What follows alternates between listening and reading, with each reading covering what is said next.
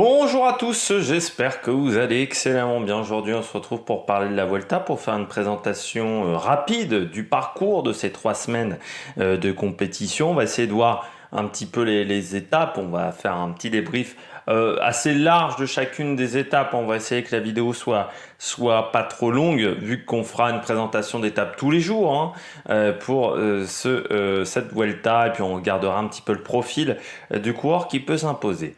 N'hésitez pas à vous abonner à la chaîne, à réagir dans les commentaires, à mettre un pouce bleu, à partager la vidéo sur les réseaux sociaux, notamment auprès de vos proches si vous pensez que ça peut les intéresser.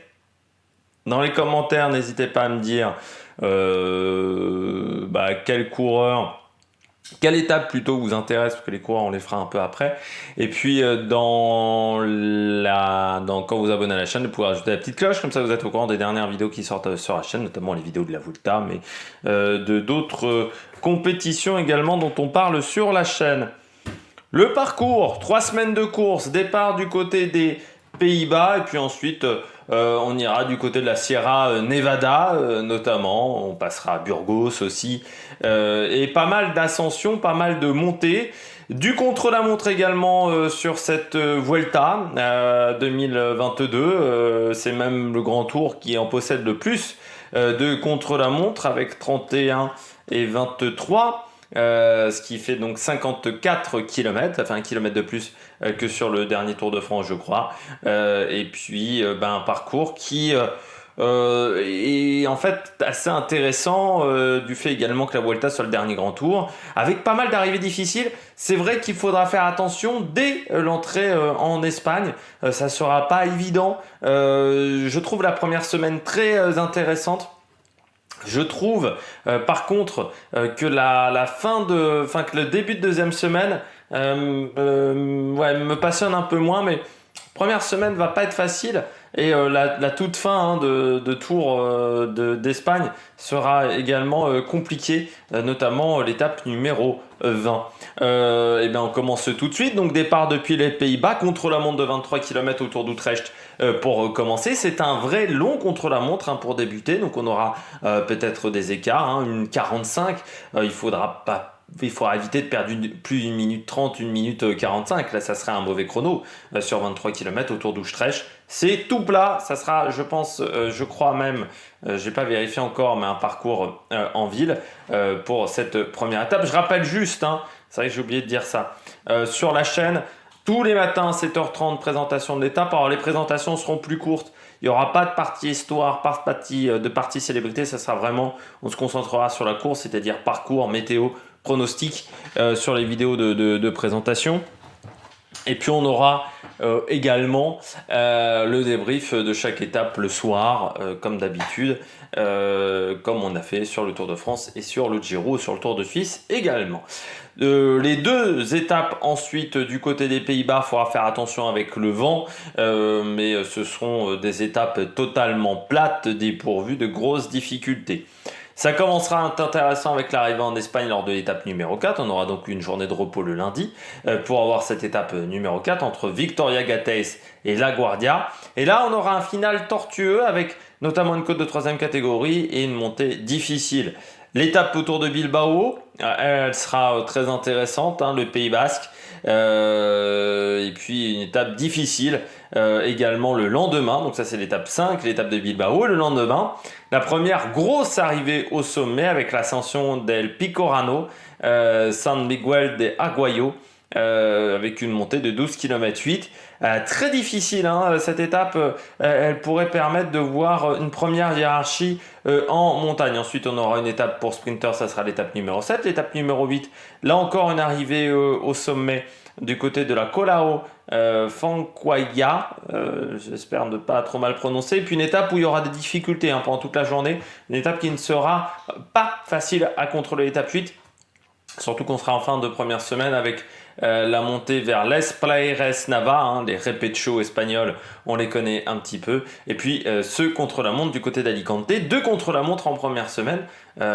Ensuite, on n'aura plus rien, c'est-à-dire que les 50 km de contre-la-montre, ils sont en première semaine à contre-la-montre qui sera tout plat entre Elche et Alicante. Ensuite, on redémarrera avec une étape plate vers Cabo de Gata lors de l'étape 11. La montée vers Peñas Blancas, mais un peu moins difficile, hein, peut-être que celle qu'on a présentée auparavant, mais elle est plus longue. Et puis l'étape pendant le reste de la journée aura été toute plate, mais ça sera une longue journée. Ensuite, une étape encore plate, mais avec une arrivée technique du côté de Montilla, une arrivée qui pourrait être compliquée pour les sprinteurs. On aura l'arrivée à la Sierra de la Pandera, mais là encore, ça sera une montée pas la plus compliquée, même si on arrivera à 1817 mètres d'altitude. Et puis le lendemain, l'étape numéro 15 qui nous emmènera du côté de la Sierra Nevada, 2508 mètres d'altitude. Le problème, c'est que je ne sais pas si on aura des grands écarts sur cette montée, car tout le monde la connaît, tout le monde fait les stages du côté de la Sierra Nevada, donc tout le monde sait comment être performant du côté de la Sierra Nevada. Ensuite, on aura l'étape 16 et l'étape 17 qui seront peut-être des étapes pour sprinter ou l'étape 17 pour puncher et baroudeur.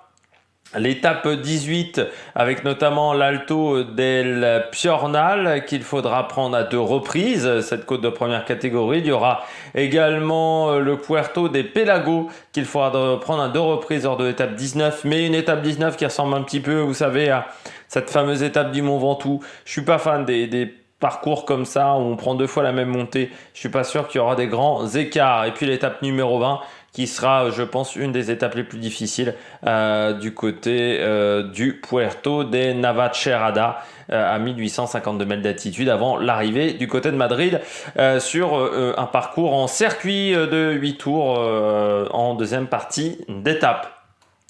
Les étapes où on aura qui seront importantes, je pense que c'est l'étape numéro 20.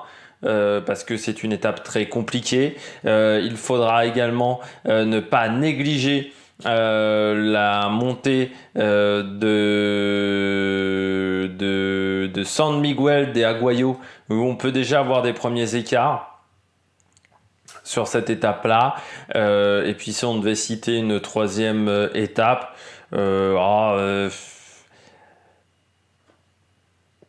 le Peñas Blancas, qui sera le Peñas Blancas qui sera lors de l'étape 12. Ça peut être quand même difficile parce que la longueur de l'étape fera qu'on sera aussi en deuxième partie de Vuelta. Je pense que le Sierra Nevada, je suis pas sûr qu'il y aura des grandes différences parce que tout le monde connaît la montée à la perfection. Et puis du côté des Pays-Bas, je suis pas sûr qu'on ait des gros coups de bordure non plus. Donc il faudra se méfier, faire attention. Mais le départ aux Pays-Bas, je suis pas fan. Surtout qu'il y a des endroits où il y a du vent en Espagne en plus. Donc aller aux Pays-Bas pour trouver du vent. En Espagne, on a déjà vu souvent des coups de bordure sur le Tour d'Espagne. J'aime bien la première semaine. Je suis pas très fan de cette fin de deuxième semaine, début de troisième semaine. Je trouve pas ça extrêmement top. La fin de cette Vuelta est également intéressante, mais j'ai peur qu'on ait un petit ventre mou en deuxième et tout début de troisième semaine. Qu'est-ce que j'avais d'autre à dire? Eh bien oui, le profil du coureur qui peut s'imposer sur cette Vuelta, eh bien je pense qu'il faudra des qualités de puncher, ça c'est clair et net.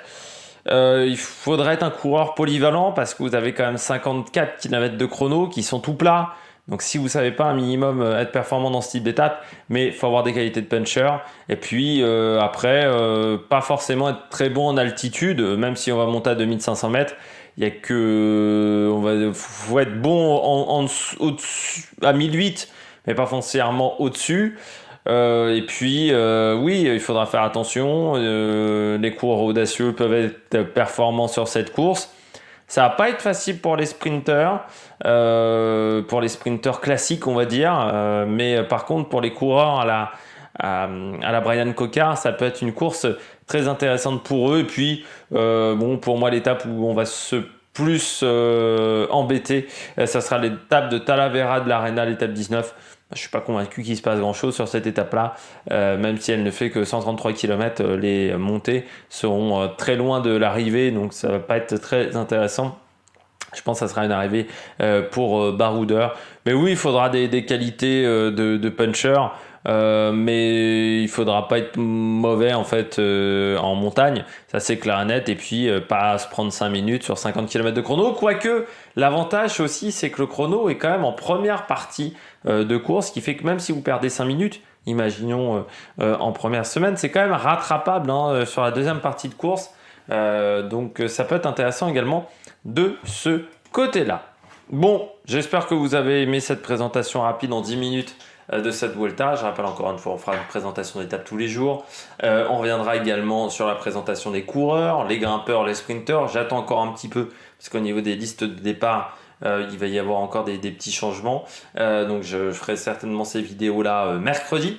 Et puis d'ici là, n'hésitez pas à vous abonner à la chaîne, à réagir dans les commentaires, à mettre un pouce bleu. Et je rappelle, départ vendredi de cette Vuelta, du fait qu'on démarre du côté des Pays-Bas. Allez, ciao ciao sur la Mec Production.